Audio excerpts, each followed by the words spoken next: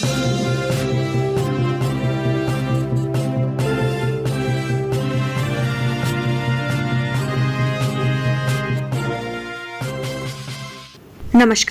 आपका हमारे news channel UK 24 news में स्वागत है। मौसम समाचार। गर्मी से मैदानी इलाकों में घर से निकलना हुआ मुश्किल, पानी का भी संकट।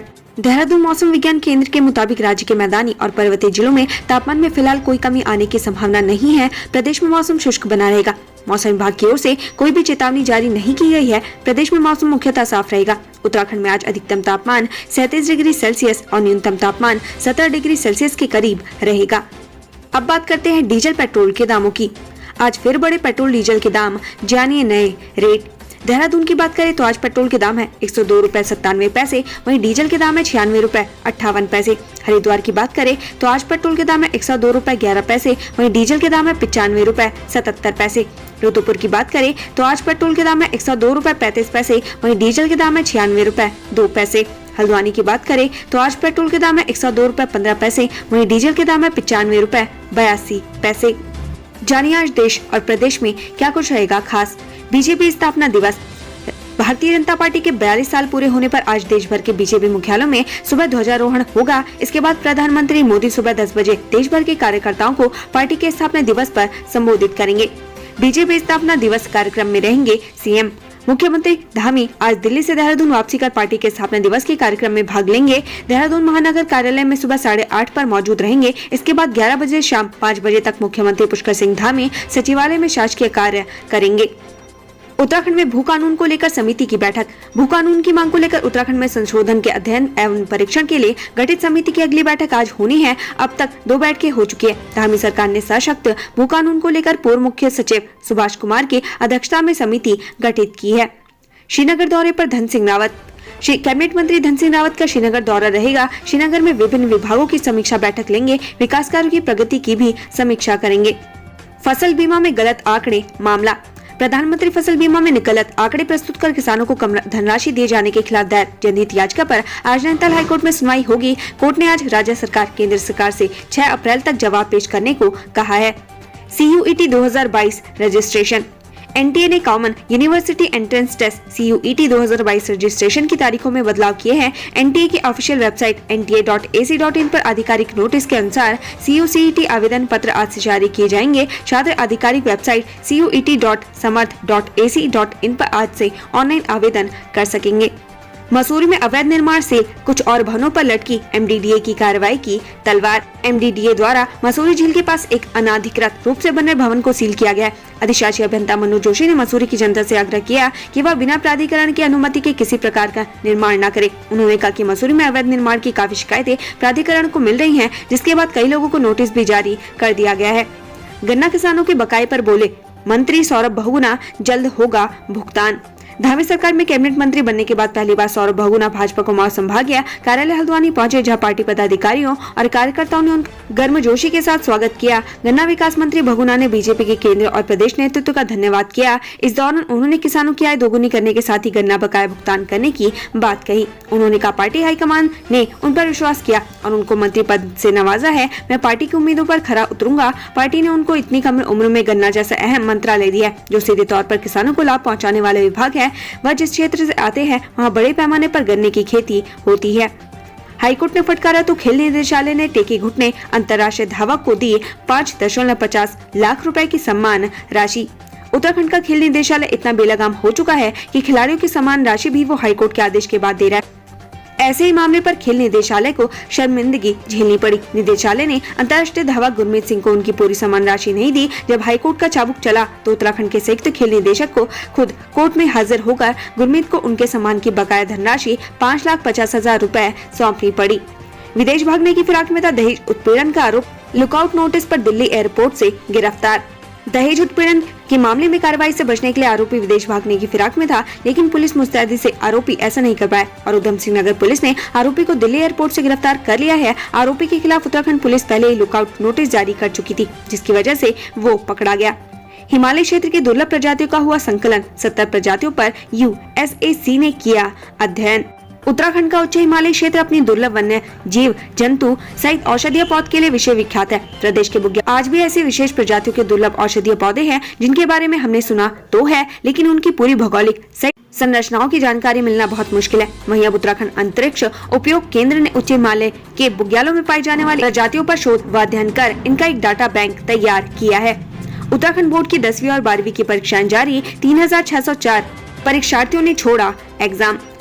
उत्तराखंड विद्यालय शिक्षा परिषद बोर्ड के हाई स्कूल और इंटरमीडिएट की परीक्षा जारी है, लेकिन अभी तक 3604 परीक्षार्थियों ने बोर्ड की परीक्षा छोड़ दी। इसमें 941 परीक्षार्थी इंटरमीडिएट और 2663 परीक्षार्थी हाई स्कूल के शामिल हैं।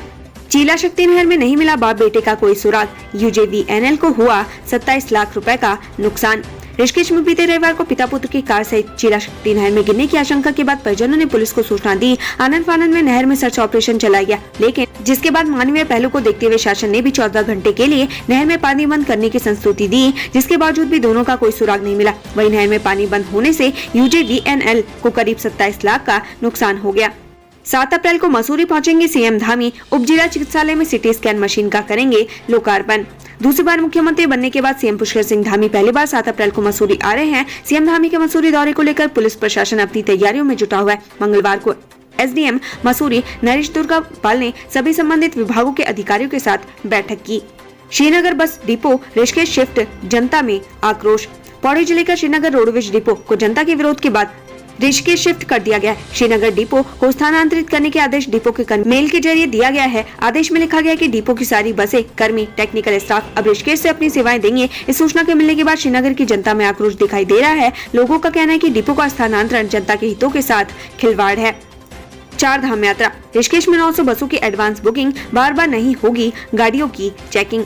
ऋषिकेश में 4 धाम यात्रा के लिए 900 बसों की एडवांस बुकिंग हो चुकी है। यात्रा कराने वाली 9 परिवहन कंपनियों ने सरकार से अतिरिक्त बसों की व्यवस्था करने के लिए मांग की है। साथ ही परिवहन कंपनी ने बढ़ते पेट्रोल डीजल की कीमतों को देखते हुए 15 से 16% किराया बढ़ाने का मन बना लिया है। इसके अलावा ऋषिकेश और हरिद्वार के अलावा कहीं भी प्राइवेट गाड़ियों की चेकिंग नहीं की जाएगी।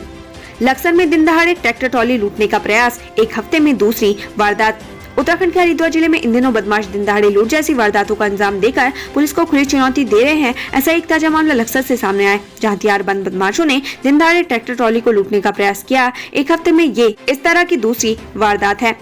हाईकोर्ट के आदेश पर प्रशासन ने हटाया अतिक्रमण, कार्रवाई से मचा हड़कंप। मंगलवार को तहसीलदार रुद्रप्रयाग एवं पुलिस प्रशासन की उपस्थिति में अगस्त्य मुनि के न्यू मार्केट में 18 वर्ष पुराने मकान को ध्वस्त करने की कार्रवाई शुरू की गई। जानकारी देते हुए तहसीलदार मंजू राजपूत ने कहा कि उच्च न्यायालय के आदेशानुसार इस भवन को तोड़ा गया है। सेलाकुई में 56 झोपड़ियां जलकर राख, 44 परिवार हुए बेघर। देहरादून के सेलाकुई थाना क्षेत्र में मंगलवार को 44 परिवारों के आशियाना जलकर राख हो गए। यहाँ करीब 56 झोपड़ियों में अचानक आग लग गई। आग पर फायर ब्रिगेड की गाड़ियों ने कड़ी मशक्कत के बाद काबू पाया।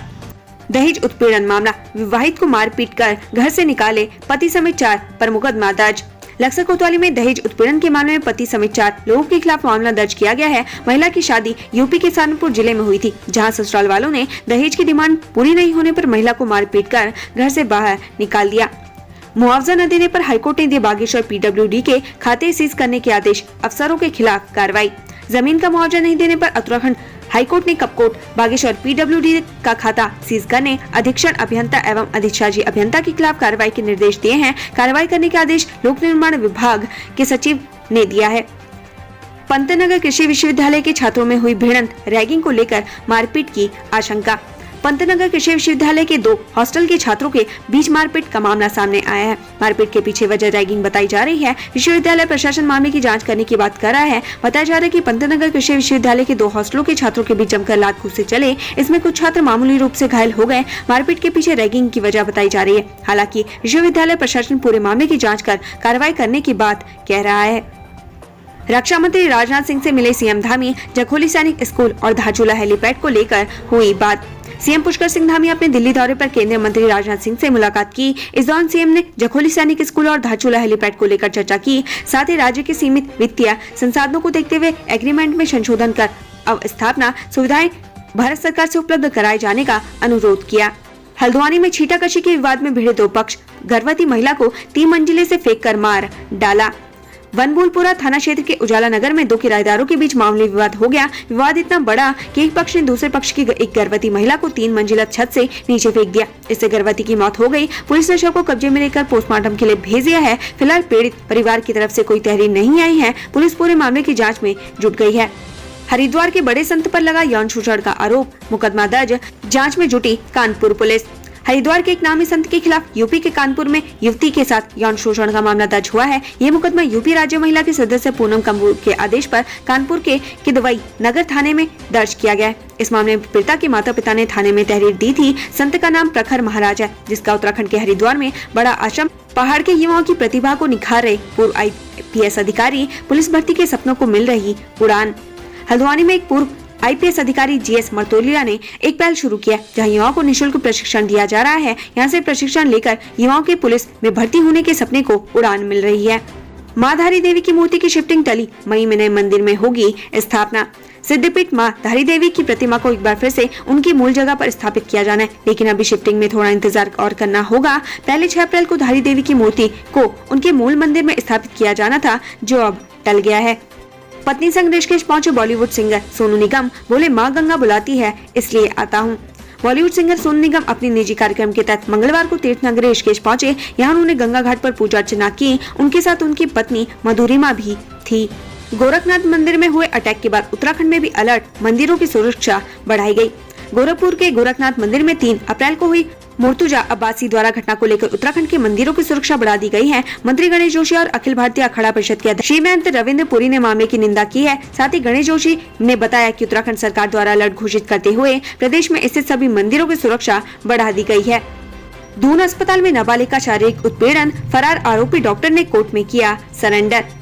देहरादून में टीबी बीमारी के इलाज के नाम पर नाबालिग का शारीरिक उत्पीड़न मामले में फरार डॉक्टर ने सरेंडर कर दिया है। टीबी डिपार्टमेंट में तैनात डॉक्टर अयोध्या प्रसाद पर 10वीं की छात्रा ने शारीरिक उत्पीड़न का आरोप लगाया था।